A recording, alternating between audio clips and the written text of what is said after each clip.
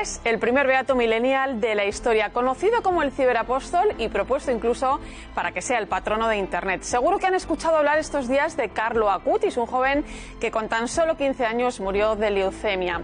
Una muerte, escuchen bien, que él mismo predijo poco antes de que ocurriera. Su fama de santidad se extendió rápidamente. El milagro que llevó a la beatificación a Carlo Acutis fue la recuperación inexplicable de un niño brasileño en el año 2013 por el que el joven italiano intercedió. Acaba de ser beatificado ante miles y miles de personas que siguieron la ceremonia en todo el mundo y para la que se acreditaron, fíjense ustedes, casi 300 medios de diferentes países del mundo. El Papa le ha puesto de modelo para los jóvenes en varias ocasiones. Es, podríamos decir, todo un influencer. Es uno de esos santos de la puerta de al lado de los que habla tanto Francisco. Personas que sin hacer mucho ruido, sin salir en la televisión o en las revistas, sin contar con seguidores en vida, han hecho mucho bien. Han dado su existencia por el Evangelio y por la Iglesia. Hoy vamos a conocer bien su historia y créanme que van a quedar sorprendidos. Por cierto, que el Papa sigue empeñado en promover un pacto educativo global porque está convencido de que educar es un acto de esperanza y quiere generar un cambio a escala planetaria. Hablaremos de ello con un invitado de altura, el presidente de Escuelas Ocurrentes, José María del Corral, que visita hoy nuestro plato. Quédense con nosotros porque les aseguro que merece la pena. Comenzamos.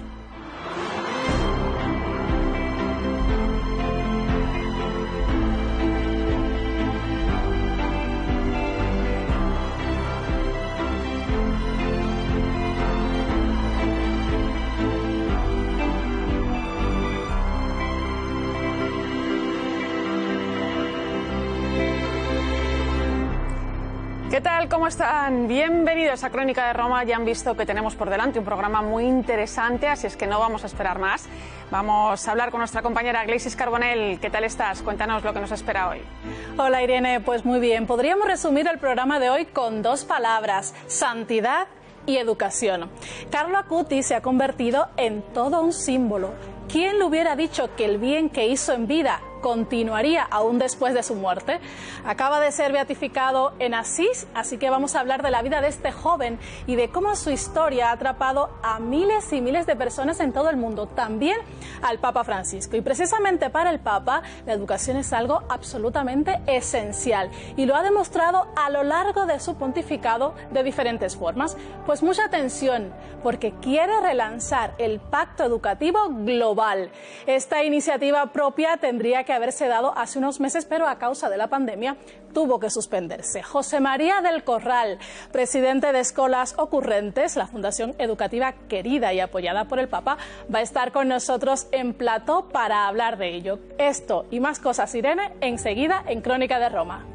Muchas gracias, Gleysis. Pues entramos de lleno en el terreno de juego y con Francisco Otero, redactor del semanario Alfa y Omega.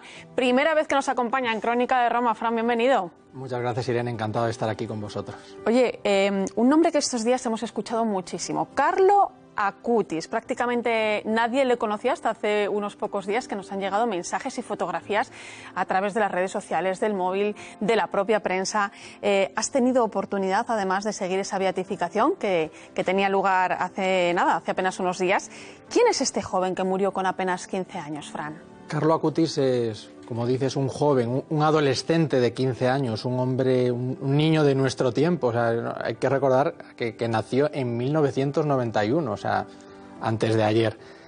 Y es un chico normal de su tiempo, un chico que, según nos cuentan, le gustaba el fútbol, le gustaban los ordenadores, Internet. Justo él está en la época en la que Internet pues surge,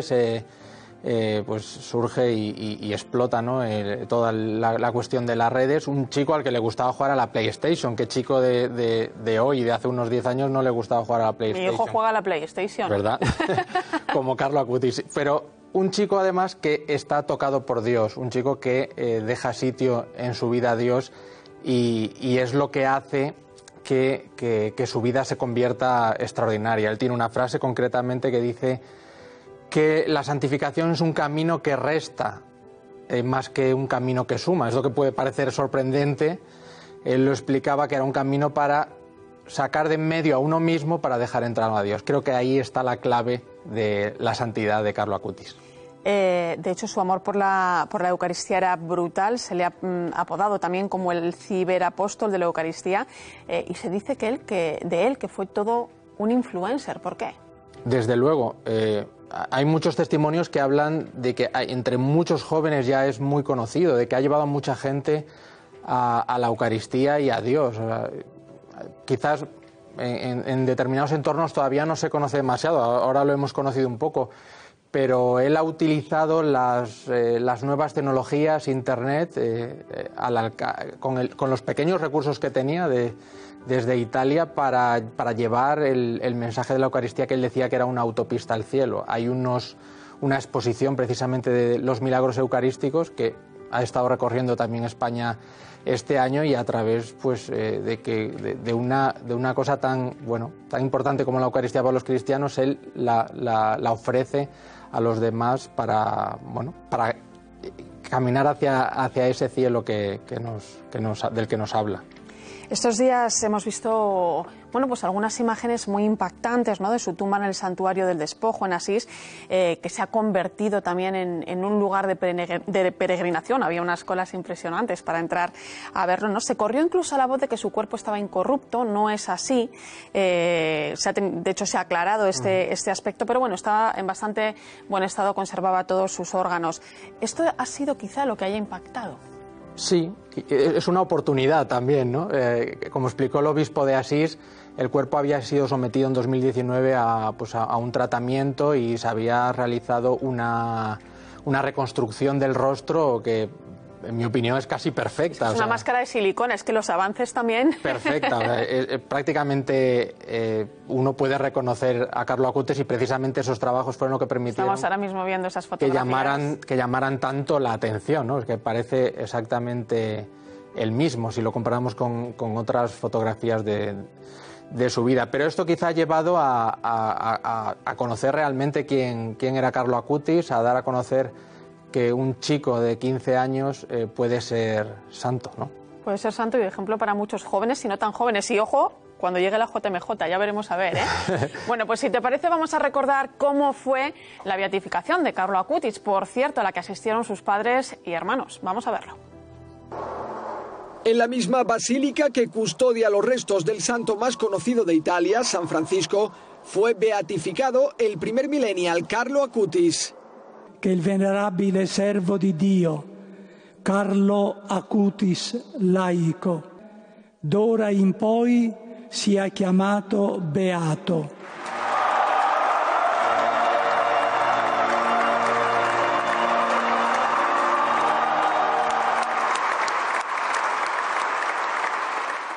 Lo inédito fue que sus padres y sus hermanos presenciaron la ceremonia en primera fila. Precisamente los padres del nuevo beato acompañaron hasta el altar la reliquia que custodia el corazón de Carlo Acutis y que ahora peregrinará por todo el mundo.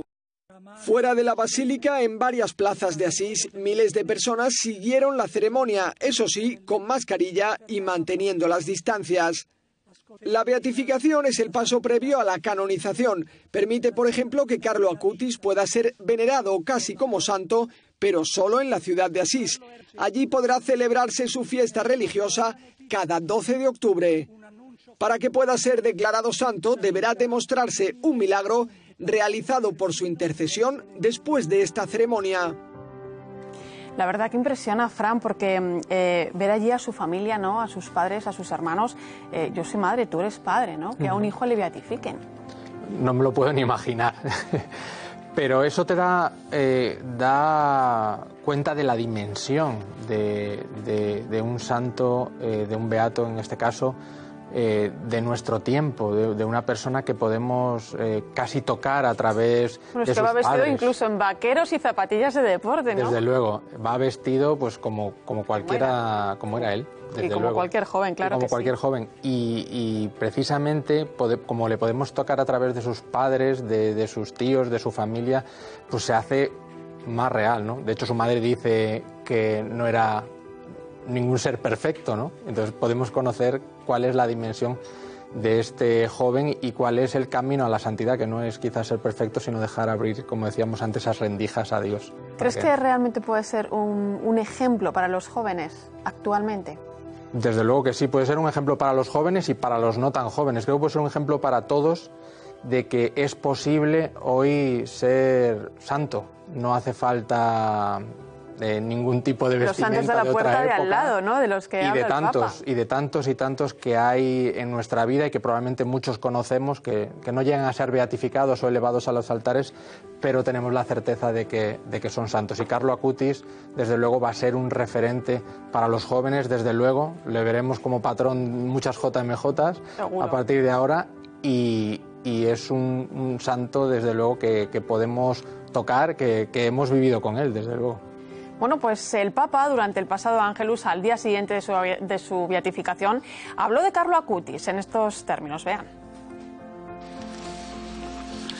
Ieri ad Assisi è stato beatificato Carlo Acutis, ragazzo quindicenne innamorato dell'Eucaristia. Egli non si è adagiato in un comodo immobilismo, ma ha colto i bisogni del suo tempo, perché nei più deboli vedeva il volto di Cristo. La sua testimonianza indica ai giovani di oggi che la vera felicità si trova mettendo Dio al primo posto e servendolo nei fratelli, specialmente gli ultimi. Un applauso al nuovo giovane Beato Millennials. Pues quizá me equivoque, pero creo que forma parte de una nueva generación de beatos y de santos que tienen mucho que decirnos. Desde luego que sí, tienen mucho que decirnos y tenemos mucho que imitarles, así que solo nos queda sumarnos a ese aplauso del Papa Francisco al nuevo beato. Bueno, pues vamos a cambiar de asunto, algo importante. El Papa ha recibido en el Vaticano al cardenal Pell, quien fuera, para entendernos algo mejor, como el ministro de Finanzas de la Santa Sede. Fue acusado de abusos en Australia, donde fue arzobispo, ha permanecido más de un año en la cárcel y finalmente se ha demostrado que es inocente y ha sido absuelto. El cardenal Pell se ha reunido con el Papa y así le ha recibido Francisco. No es habitual que se publiquen imágenes de los encuentros privados del Papa con cardenales, pero en este caso Francisco ha hecho una excepción. Grazie. Grazie a lei, Santo Padre. Grazie a lei. Grazie della testimonianza. En marzo de 2019, tras un polémico proceso, el cardenal fue condenado a 6 años de cárcel por abusos. Un año más tarde, la Corte Suprema de Australia le absolvió y señaló que era muy probable que hubieran condenado a un inocente. Ahora, por primera vez, ha podido contar de primera mano su historia al Papa. Fran, este es un ejemplo que muchas veces ha puesto también el Papa Francisco, ¿no? De religiosos, de sacerdotes a los que se les somete a un juicio público, se les condena y luego se demuestra que son inocentes.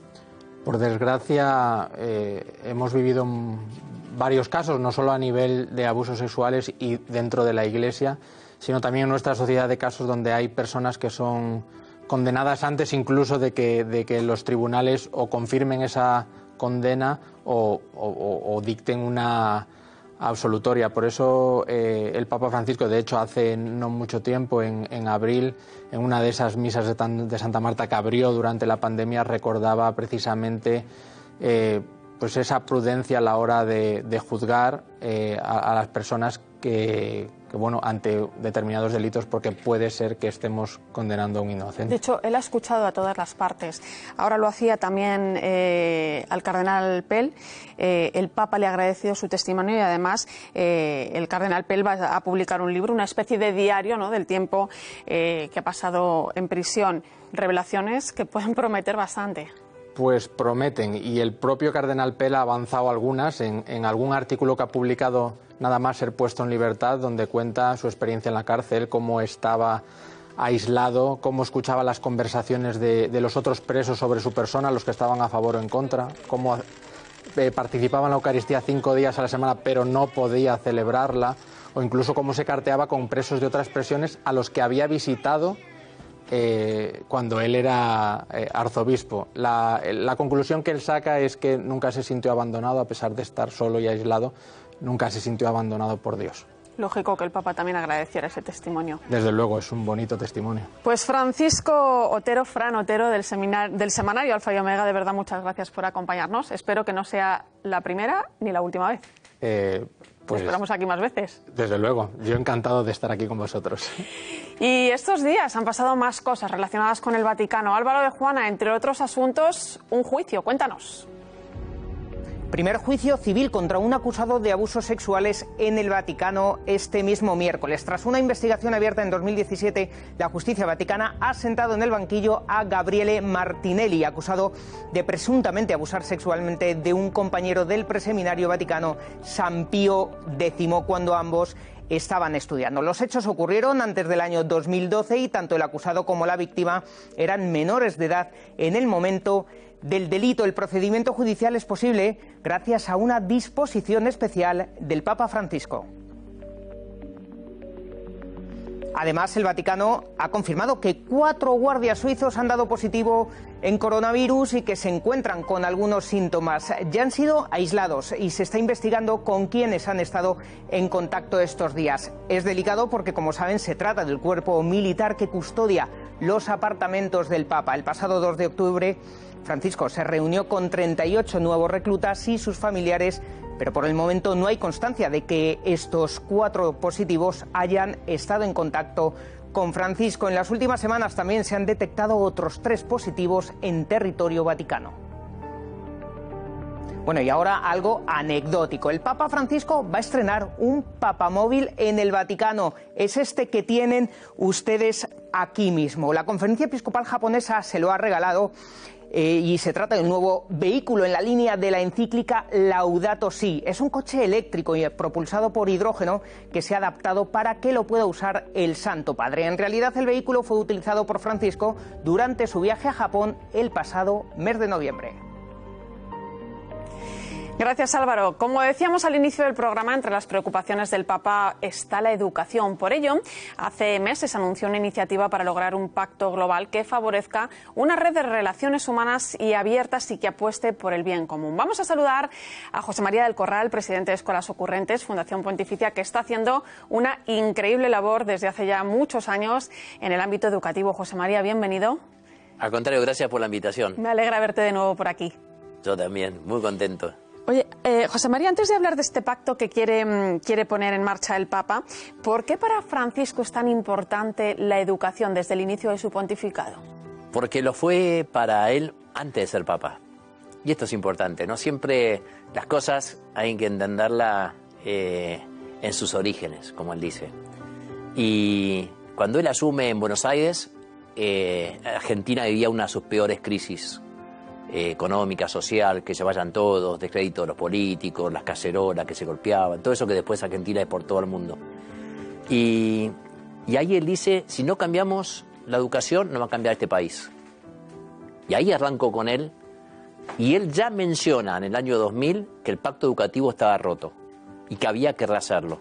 Por eso nos encomienda a nosotros, junto con un grupo de directores y docentes, a que rehacer ese pacto educativo, escuchando y reuniendo a los jóvenes. Y así empezó. El primer encuentro fue como Carlos. Eran chicos de 15 años, como él, judíos, musulmanes y católicos, no solo católicos, de escuelas públicas, privadas y concertadas, que trabajaron muy duro para cambiar la educación. Y ahí arranca, y ese es el origen del padre Jorge, después Papa, y Escuela de Vecinos, después Escuelas Ocurrentes. Fíjate, trabajaron juntos y unidos. 30 años. Y unidos, 30 años. Escolas es un buen ejemplo de ese empeño del Papa Francisco por ayudar a los jóvenes, por renovar también de algún modo la educación. No es una tarea fácil, José María. No, es apasionante. No es fácil, es apasionante. Y cuando algo es apasionante, siempre digo, yo me siento un desempleado. Porque estoy todo el día con escuelas, mañana, tarde y noche, sábado, domingo, feriados. No hay recambio. Porque, bueno, es como respirar. ¿De dónde saca uno esa energía? De la vocación. Cuando uno escucha un llamado, desde la imperfección de uno, desde las miserias de uno, nace una pasión. Y eso es lo que transmite Escuelas a los jóvenes. Que ningún joven es perfecto, gracias a Dios. Porque el único perfecto es Él. Entonces, nosotros le hablamos a los jóvenes de carne y hueso. hicimos esta experiencia con palestinos e israelíes en Jerusalén y mostramos cómo se puede, desde otro lugar, de otra manera de encarar la educación, se puede juntar, se puede reunir, pero conservando las identidades. Lo hicimos con chicos de Barcelona y Madrid, juntos. Mientras que muchos hablaban de ciertas peleas, estaban trabajando juntos chicos de Madrid y Barcelona. Y compartían hasta el lenguaje. Porque lo que se comparte es lo profundo, la pasión. Y la pasión que buscan los jóvenes es ese sentido. Por eso el pasado 5 de junio, el Día Internacional del Medio Ambiente, el Papa le dijo a escuelas, le encomiendo una nueva institución, la Universidad del Sentido. Luego hablaremos de ello en Valencia, ¿eh? Luego me vas a contar. Bueno, pues una cuestión fundamental para el Papa, como decíamos, pero vamos a conocer algo más de lo que quiere Francisco para la educación. Álvaro de Juana creo que está ya por aquí para que nos cuente. ¿Qué tal, Álvaro? ¿Qué tal, Irene, José María? Bueno, pues vamos a hablar de algunas cuestiones que son para el Papa Francisco muy importantes en relación con la educación. El Papa habla de una educación de calidad. Lo primero que pide es tener en cuenta a las familias y a las instituciones sociales, porque dice que exige esta labor académica, el compromiso de todos, un compromiso de solidaridad, de unión, de diálogo, algo de lo que también habla en Fratelli Tutti, la nueva encíclica. Es, digamos, general durante todo el pontificado del Papa Francisco. Después, para el pontífice también es muy importante la transmisión de valores. Dice que las instituciones académicas no tienen que transmitir tan solo conceptos, sino que también tienen que dar importancia a los valores, algo de lo que José María sabe mucho, gracias a Escolas. Vamos a continuar para ver qué más dice el Papa Francisco al respecto de la educación. Por ejemplo, dice que se debe reconocer la labor de los maestros. Dice que en muchas ocasiones los profesores están mal pagados, pero que dedican su vida a formar y a ayudar a los alumnos, y no se nos debe olvidar esto. Por otro lado, una educación humana y equitativa. Todo el mundo tiene derecho a la educación. Podemos poner de ejemplo otra vez a Escolas Ocurrentes, la labor que está realizando en todos los países del mundo, en países también con muchas dificultades, para que los niños, los jóvenes accedan a los colegios, a una educación de calidad como pide el Papa. Por último, hay otra cosa que pide el Papa, quizá alguno de ustedes que nos está viendo también se sorprenda, pero que sirve a modo de conclusión: inducir a la belleza. Dice el Papa que una verdadera educación integral necesita también llamar a la belleza, transmitir la belleza, porque el conocimiento es belleza. También Escolas, tenemos aquí a su presidente, es ejemplo de ello, y seguro que ahora nos puede contar un poco más al respecto. Y la implicación de todos, ¿eh? De cada uno, de profesores, Totalmente. de alumnos, de instituciones, ¿no? Si no nos implicamos, si no nos involucramos, si no creemos en algo... Claro, es ese es a veces el primer error, ¿no, Irene? Pensar que la educación es un tema del colegio. Es que se educa Pensar también. que el responsable de la educación es el docente. Entonces yo voy, mando a mi hijo al colegio y ya estoy tranquilo. Lo saco a los 18 años y me lo llevo a que busquen un trabajo. Eso no va más. Eso está roto, dice el Papa. La educación es una tarea de todos como sociedad. La sociedad toda. El policía de la comunidad educa. El peluquero educa. Messi, educa. Todos educamos. Para bien o para mal. Y esto es lo que los chicos le mostraron a Jorge Bergoglio, no al Papa Francisco, hace 20 años, cuando sacaron la primera ley de educación hecha por los jóvenes. Y le dijeron, queremos una educación que tenga que ver con nuestras vidas. Estamos hartos de estudiar para una prueba, hartos de estudiar para un título que se cuelga en la pared. Fíjate, es que a veces se nos olvida que ellos, nuestros hijos, nuestros nietos, nuestros vecinos, nuestros sobrinos, bueno, lo dice el Papa, ¿no? Que no solo son el futuro, es que también son el presente, los tenemos que tener en cuenta. Y también se educa con el ejemplo, José María. Yo te diría, también se educa con algunos conocimientos. El ejemplo es lo primero. Es decir, es la vida la que educa al chico, y vos lo sabés como madre, es la vida como tal. El chico, lo dijeron también esos primeros chicos, cuando vamos a bailar y nos miran las zapatillas, decían Argentina, y te dicen vos entrás, vos no, ahí nos están educando. Cuando mi papá le pone un billete de 100 al policía para que no le haga de infracción, ahí nos están educando. No en el máster, ahí, en la vida está la educación, buena o mala. También me imagino que será muy diferente, ¿no?, entre países donde vosotros trabajáis a nivel mundial y cada país es un mundo y las necesidades de los chavales en los diferentes países también serán muy diferentes, ¿no? Tiene que ser apasionante, debe ser un reto impresionante. Mira, Irene, yo veía recién el Papamobil nuevo de Japón. Nosotros inauguramos en ese viaje la sede de escuelas en Japón. Y una anécdota nada más. Una de las chicas de Japón, durante toda la pandemia, se siguió comunicando con los chicos siendo las 2 de la madrugada allá. Y no lo hacía porque tenía que hacer los deberes para un colegio.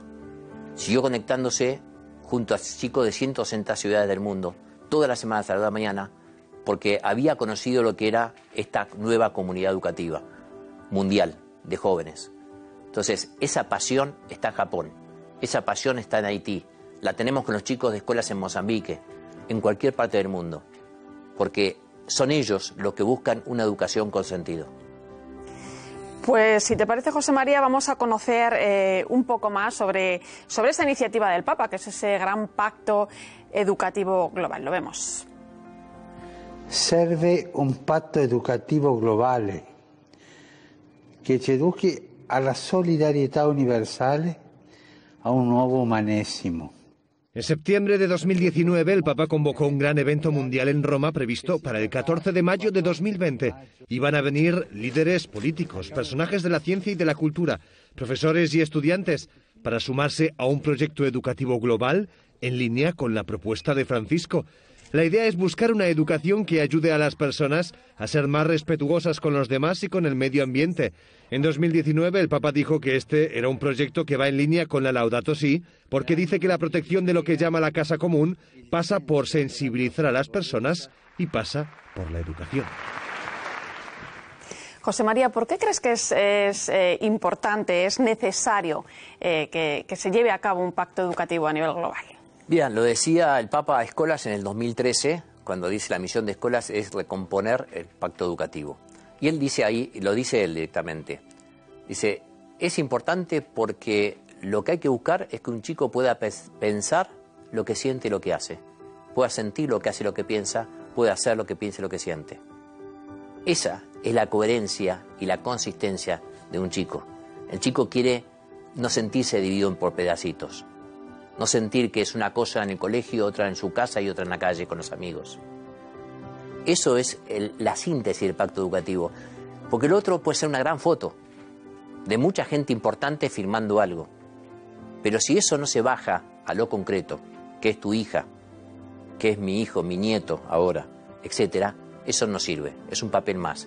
Por eso el Papa dice, el pacto educativo no es una ley o una nueva ley de educación, que estamos hartos de que hay millones en el mundo.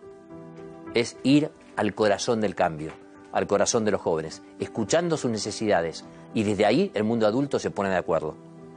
El Papa y Escolas apuntan muy alto. ¿Crees que va a ser posible llevar a cabo este pacto educativo?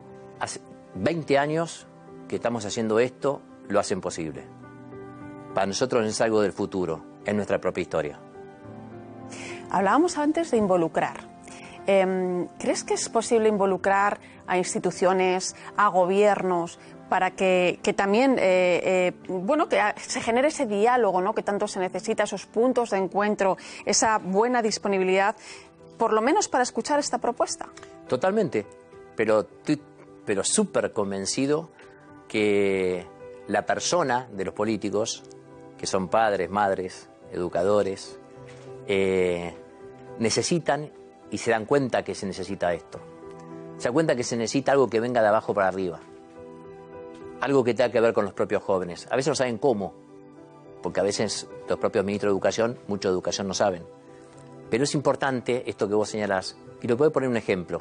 Paraguay, esta pedagogía que propone el Papa, que implementó Escolas, es política pública. En México es política pública. Estamos trabajando con los chicos que no estudian ni trabajan.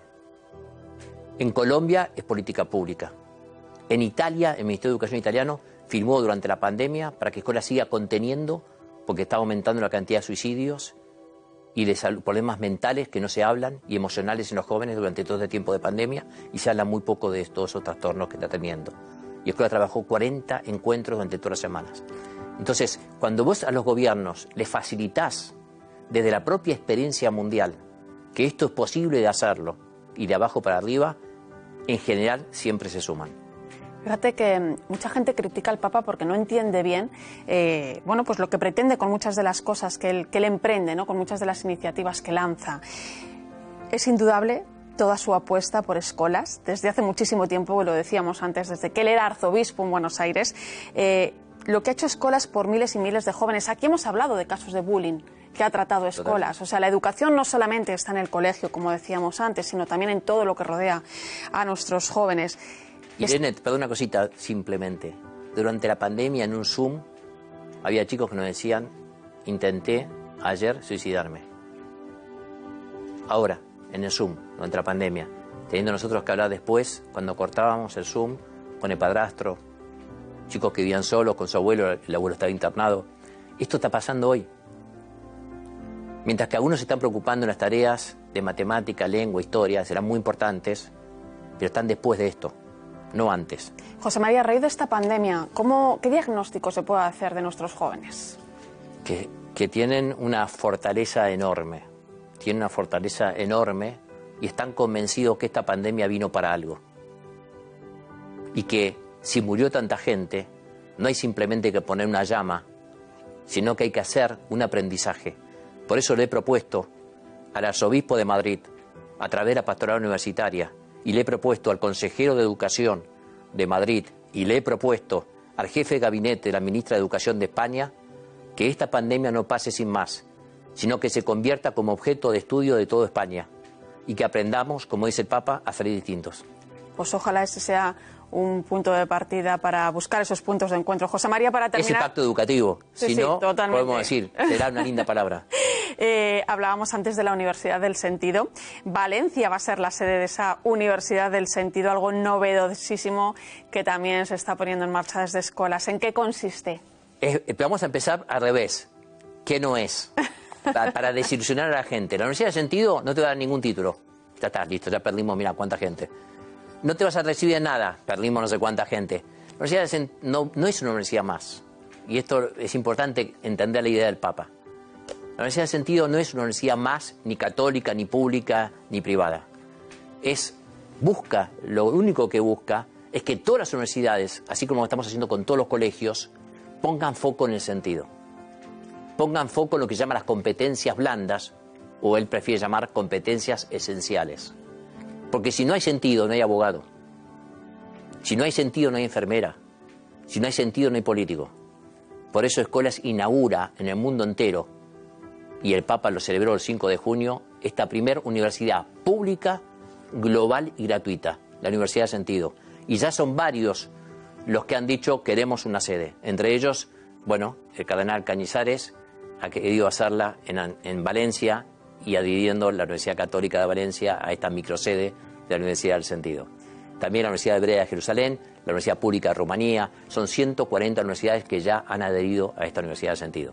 Pues muchos éxitos, José María, muchos frutos, que sigas viniendo a contarnos todas estas iniciativas. Es apasionante, ¿eh? Yo cuando hablo de educación me podría tirar aquí horas y horas. José María del Corral, presidente de Escuelas Ocurrentes, un placer tenerte de nuevo aquí en Crónica de Roma. Ya sabes que esta es tu casa. Enhorabuena por todo lo que hacéis desde Escuelas y ojalá esto sirva también de plataforma para lanzar pues muchas universidades y muchas sedes también del sentido que falta hacen y de valores. Muchas gracias. No, gracias a ustedes por invitarme. Y nuestra corresponsal en Italia y el Vaticano, Eva Fernández, nos trae ahora una historia maravillosa. La labor caritativa de la Iglesia no tiene fin y esta vez los protagonistas son unas religiosas y el Papa Francisco. Una de las consecuencias prácticas de la encíclica Fratelli Tutti tiene forma de edificio, porque tras su lectura las hermanas siervas de la Divina Providencia de Catania pensaron que ellas disponían de una residencia en Roma en la que se podría acoger a los migrantes que huyen de guerras, persecuciones y desastres naturales. Sin pensárselo dos veces han ofrecido al Papa, a través de la limosnería, el uso gratuito de este espacio que puede albergar hasta 60 personas. Estará destinado a los refugiados que llegan a Italia a través de los corredores humanitarios, procedentes en su mayoría de Siria y del Cuerno de África. De la gestión se encargará la comunidad de San Egidio y sus primeros inquilinos serán mujeres solteras, madres con menores y familias en estado de vulnerabilidad. El objetivo es que puedan encontrar un hogar durante los primeros meses para después ayudarlos a conseguir un trabajo y su propio alojamiento. Y antes de despedirnos, no les quiero dejar de contar que esta semana se celebra una jornada muy especial que nos interpela a todos nosotros. Mucha atención, Gleisis Carbonell, compañera, cuéntanos de qué se trata. Efectivamente, Irene, este domingo celebramos la Jornada Mundial de las Misiones, el DOMUN, como todos le conocemos, una fecha que recuerda precisamente a los casi 11.000 misioneros españoles repartidos por todo el mundo y que hacen una labor excepcional en 135 países de los 5 continentes. A pesar de la pandemia, ellos han decidido permanecer en sus lugares de misión. Han dicho que no se van a ir porque su misión es estar ahí, con la gente, con los que más los necesitan. Así que nosotros también les debemos mucho y qué menos que acordarnos de todos ellos este domingo en nuestras parroquias. Pues nunca nos cansaremos de agradecer todo lo que hacen los misioneros. Aquí ya saben que en esta casa seguimos muy de cerca toda su labor. Nos vamos. Gracias por acompañarnos una vez más en 13 de salida aquí en Crónica de Roma. Hasta la semana que viene y recuerden, cuídense.